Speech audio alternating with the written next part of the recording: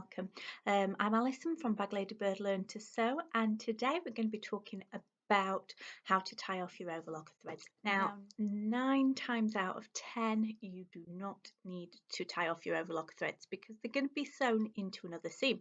So whether that means that the seam is going to be sewn across by another seam and that finishes off the ends and chops off and neatens everything up, all is lovely, or you're going to be sewing a hem across it. Basically, most of the time you don't need to tie off your overlocker ends. One of the few times when you do is if you're sewing something in the round. So if you're sewing a neckband or a waistband or a cuff, like this one here, what happens is you do go round in a circle, and so the end of your stitches are loose, they're not sewn into anything else. So that's one of the circumstances where you do need to finish off your ends of your overlocker threads, and one of the best ways to do that I found is this method that I will show you now. Okay, so we've got this piece of overlocking here.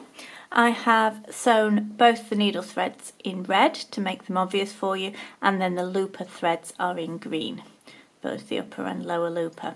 So the easiest way to tie off the ends of this thread are to pull out your needle thread. Now you can do this either like I'm doing with a pair of scissors, or you can get a pin and do this, and you just want to pull these needle threads out of the looper threads.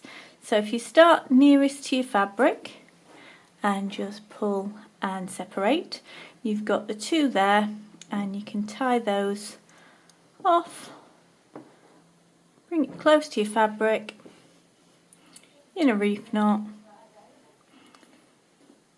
tie it off, and then trim your threads close like so. If you've enjoyed this video and want more great Learn to Sew content to help make you a better dressmaker, you can join me over at the Learn to Sew membership club.